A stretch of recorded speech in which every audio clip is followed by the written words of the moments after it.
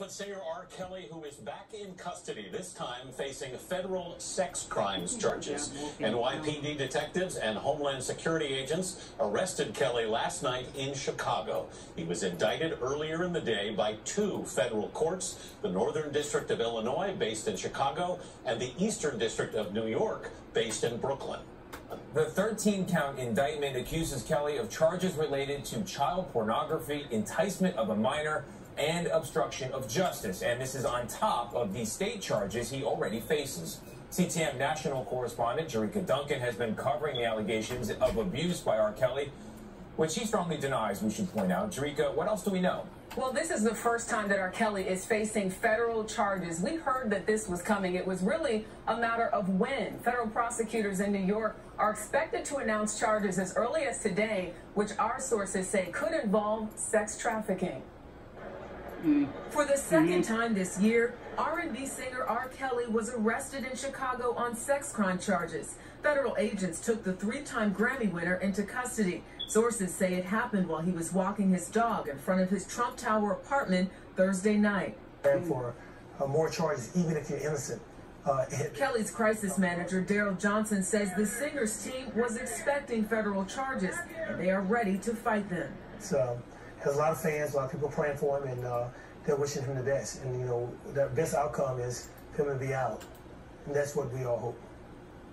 Kelly had already been charged with a number of sex-related crimes this year. The new indictment alleges additional counts. Just 6 weeks ago, he pleaded not guilty to 11 of those charges in Chicago, 4 of which carry up to 30 years in prison each, if convicted. In an explosive interview with Gayle King in March, Kelly insisted he has done nothing wrong and denied allegations he abused women. Well, how stupid would you be for R. Kelly, with all I've been through in my way past, to hold somebody, let alone 4, 5, 6, 50, you said. How stupid would I be to do that? Is this camera on me? Yes. That's stupid. Use your common sense. The singer has denied allegations of sexual misconduct for decades and was acquitted on state child pornography charges in 2008. R. Kelly has pleaded not guilty to all previous charges against him. It's unclear whether these new federal charges, like the obstruction of justice charge, are related to the previous ones. We don't know yet when Kelly will appear before a judge next. Anthony? Jerika, thank you. CBS News legal analyst Ricky Kleeman is with us. Ricky, good morning. Good morning. How serious are these new federal charges? They are definitely serious. What we are dealing with is the possibility not only of sex trafficking, where you're looking at 10 years to life, depending on the severity of the crime, but we're also dealing with a possibility, I want to underline that, of a federal RICO charge in New York. And if that should come to pass, we're really looking at life. Now he isn't facing years. He's facing decades. Decades. That's the difference between the state and the feds. Well, he was facing about 30 years in the state, but that didn't necessarily mean that he was going to get it.